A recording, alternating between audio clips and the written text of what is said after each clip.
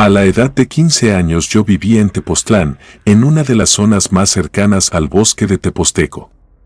Tanto mis compañeros de clase como yo evitábamos ese lugar porque nos parecía aburrido. No puedo recordar exactamente quién de todos mis amigos lo comenzó, pero un día decidieron que era el mejor lugar para jugar a la ouija. Yo no fui durante el primer mes de sesiones que ellos hicieron, pues no lo quería admitir, me daba miedo. Inventaba cualquier excusa para librarme sin que nadie se burlara de mí, pero recuerdo que siempre que llegaban a la escuela me contaban lo genial que había sido, y que la tabla les había contestado un montón de cosas. Yo creía que solo me lo decían para burlarse de mí, o quizás porque ya se habían dado cuenta de que me daba miedo. Siempre trataba de ser casual al respecto y cambiar el tema. Una semana después de que yo hubiese logrado evitar todas estas prácticas, pasó algo muy inesperado. El hermano mayor de mi mejor amigo murió. Fue un golpe muy duro para él, pues prácticamente lo había criado, ya que sus padres habían muerto cuando mi amigo aún era muy joven. A pesar de que estaban al cuidado de su abuela, ella no se hacía muy responsable. Para aquel entonces, su hermano asistía a la universidad y, al parecer, mientras venía de camino a su casa para una visita de fin de semana, el carro en el que viajaba se volcó en un accidente que no dejó a nadie vivo. Nadie esperaba ver a mi amigo de vuelta en la escuela tan pronto, pues solo se había tomado un día. Después de eso, lo vimos sentado como si nada. Estaba muy serio y tampoco parecía querer interactuar con nadie, pero aún así decidí acercarme a él para ver si podía ayudarlo con cualquier cosa. Después de todo, era mi mejor amigo y sabía que debía apoyarlo.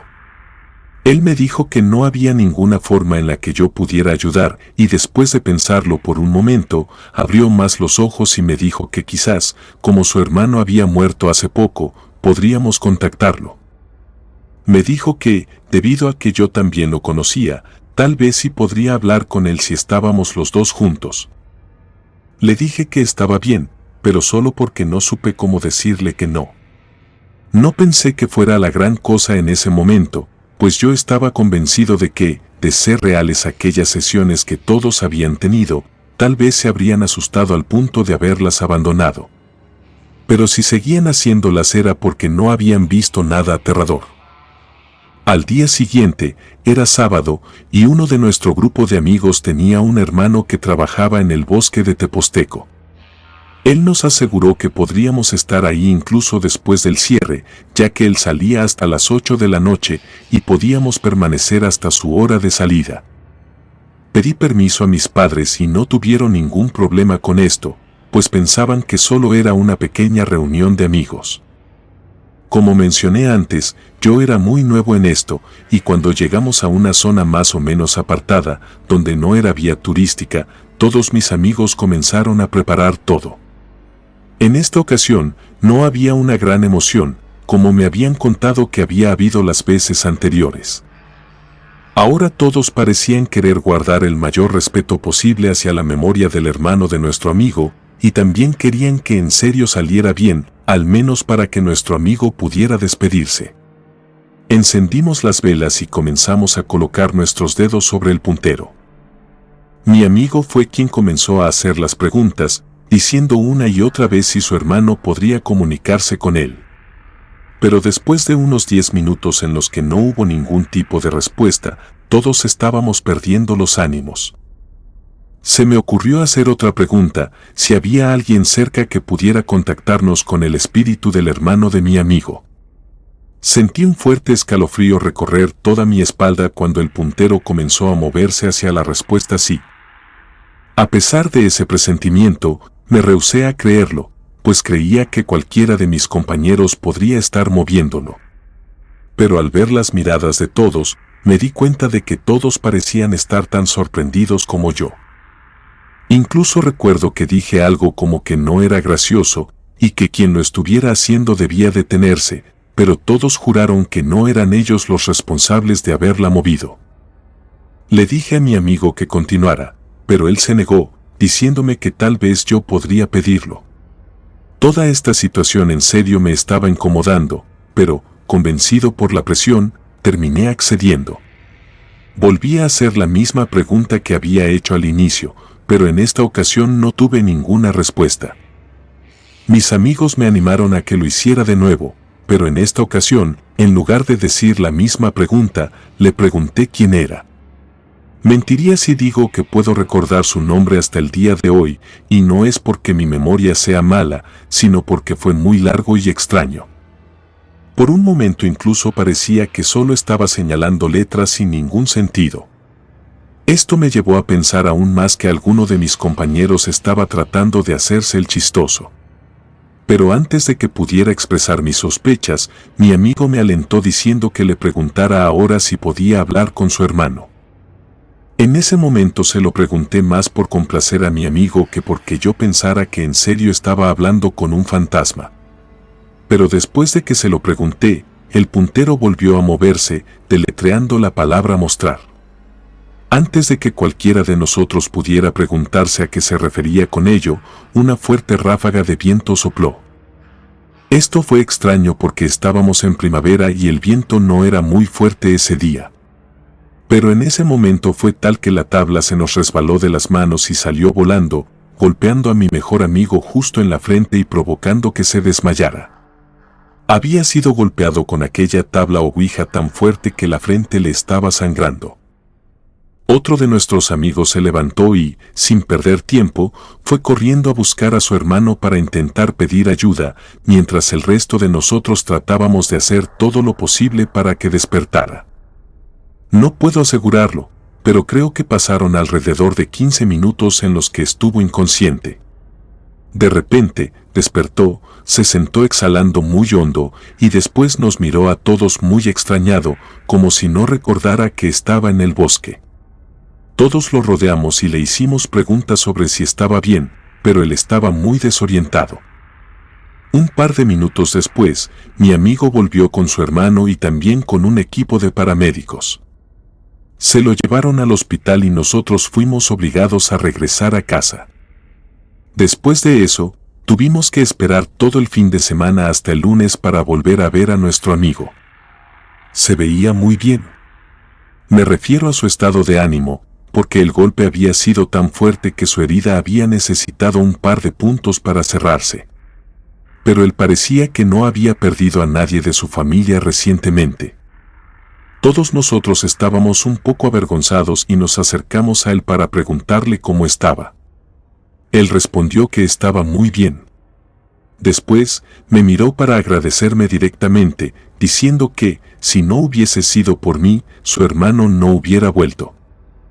Nos miramos muy confundidos y otro de nuestro grupo de amigos le preguntó a qué se refería con que su hermano había vuelto.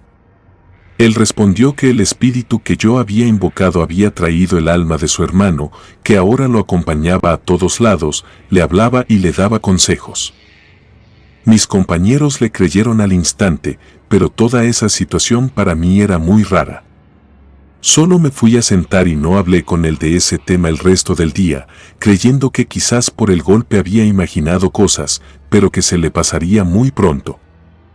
Pero esto no ocurrió. En lugar de olvidar con el tiempo aquella idea de que el alma de su hermano ahora estaba con él y le hablaba, cada día parecía tomar más fuerza para él. Incluso recuerdo que llegó al punto en el que, si estábamos hablando de cualquier tema, él lanzaba algún comentario diciendo que esa era la opinión de su hermano. Esto era algo que, con el pasar de los días, nos empezó a incomodar.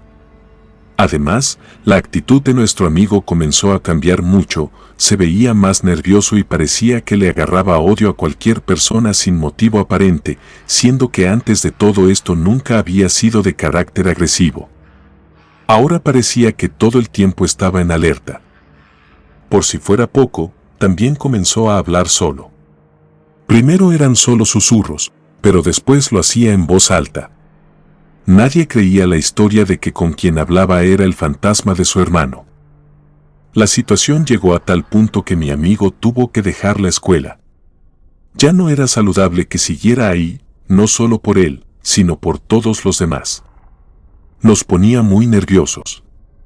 Intenté visitarlo un par de veces después de que dejó la escuela, pues había empezado a asistir a una escuela especial para personas con problemas mentales. Además, su abuela me contó que estaba en evaluaciones para ser medicado, ya que, después de dejar la escuela, había comenzado a tener actitudes muy violentas, las cuales provocaban que él mismo se hiciera daño. Un día, simplemente dejé de verlo. Me enteré de que lo habían internado un tiempo por sus fuertes alucinaciones, y un año después de todo esto, él volvió a la casa de su abuela y comenzó a vivir con ella. Para entonces, yo parecía ser un total extraño para él. Por supuesto, fui a visitarlo, pero no me prestó mucha atención. Casi siempre parecía ausente, y su abuela me comentó que era por todos los medicamentos que le hacían tomar para estar bien.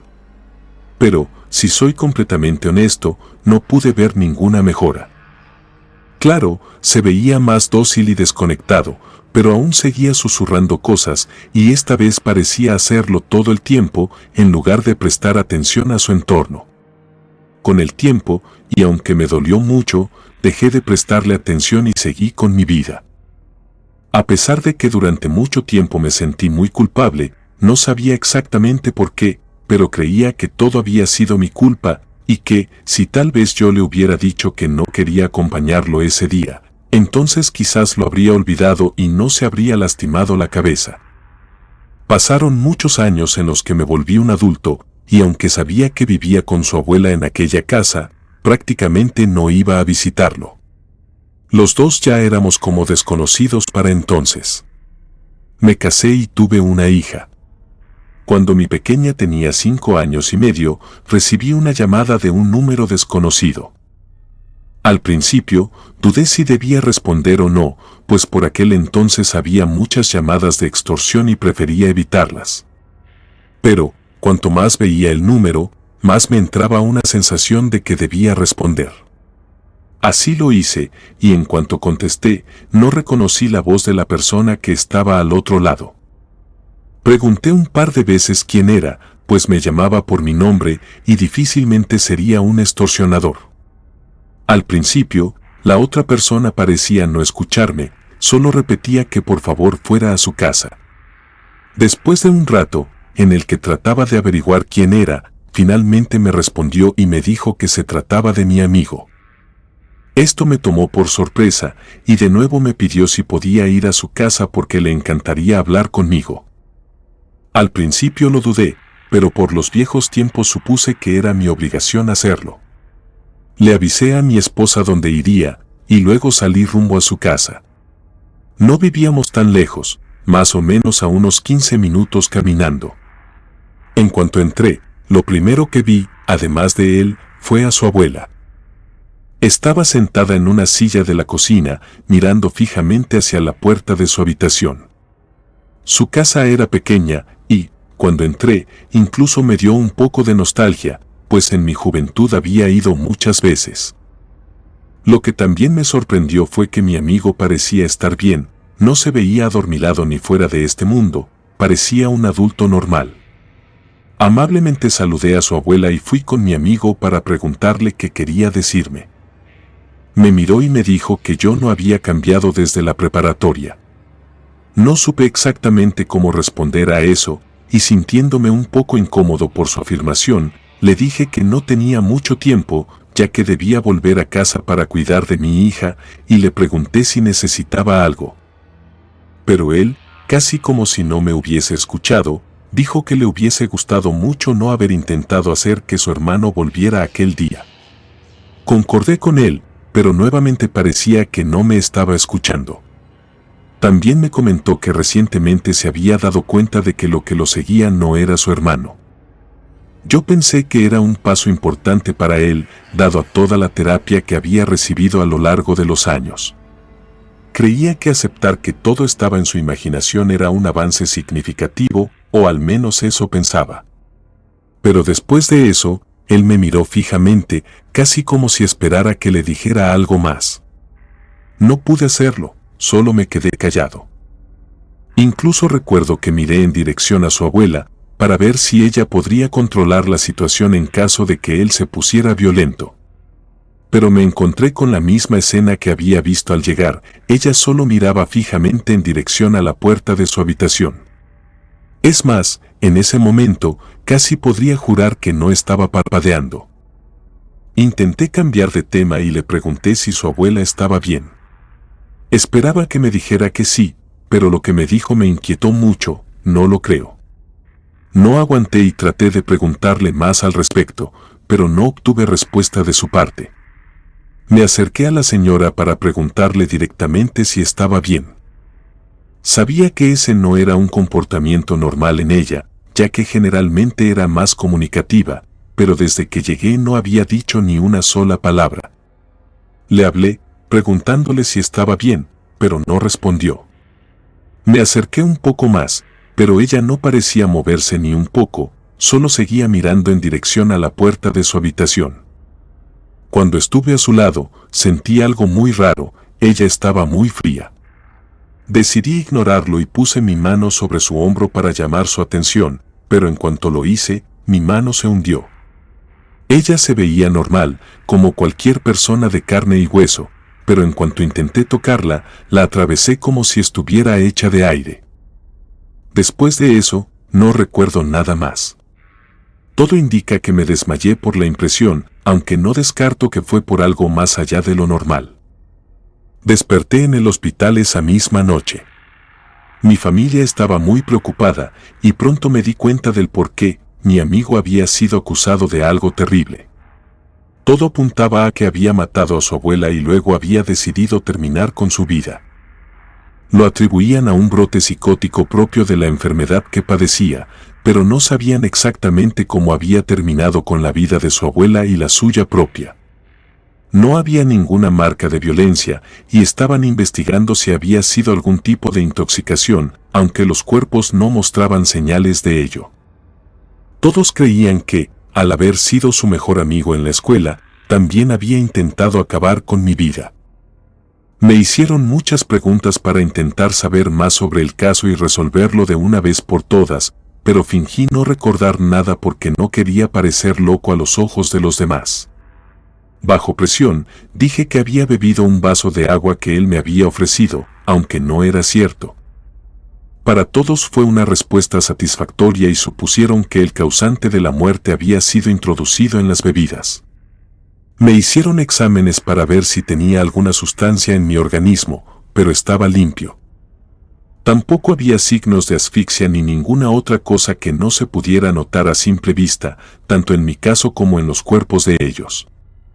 Esta situación no fue solo un evento traumático en mi vida. Aproximadamente una semana después de este terrible acontecimiento, comencé a escuchar ciertas cosas. Al principio, solo era una voz llamándome por mi nombre, la cual creía firmemente que se trataba de mi esposa o hija, porque sonaba como ellas. Pero al voltear, me daba cuenta de que no estaban ahí. Incluso las escuchaba cuando ninguna de las dos se encontraba en casa. Después, comenzó a hacerse más fuerte. No solo tomaba la voz de mi esposa o hija, también la de mis padres, quienes ya habían fallecido. Pronto me di cuenta de que estas voces no venían de afuera, sino de dentro de mi cabeza. Primero pensé que podría tratarse del trauma que me había dejado aquel día en la casa de mi amigo, pero luego mi hija comenzó a hablar de una nube negra con cabeza de cerdo que veía vagando por la casa. He acudido a muchas personas que afirman que pueden ayudarme a deshacerme de esto, pues esas voces me dicen que haga cosas que no quiero hacer. Por suerte, logro controlarme, pero a veces creo que no siempre será así y un día cederé a lo que esas voces quieren. Quiero deshacerme de lo que sea que ahora tengo y estoy seguro de que mi amigo me lo pasó esa última tarde en que lo vi. Todo concuerda, y las personas con las que he hablado me han confirmado esta creencia, diciéndome que tengo algo en mí que no es humano y que tampoco pertenece a este mundo, pero, por más que lo intentan, no encuentran la manera de quitármelo de encima. Comunidad de Relatos de Terror, quiero enviarles un gran saludo y agradecerles por todo el apoyo que le han brindado a este proyecto. Ya somos más de 19,000 suscriptores y nuestra próxima meta es llegar a los 20,000. Gracias por todo su apoyo. Si te gustó este relato, suscríbete activando la campanita de notificaciones, de esta manera estarías apoyando nuestro proyecto. Gracias por escucharnos. Relato escrito y adaptado por Lisa Hernández.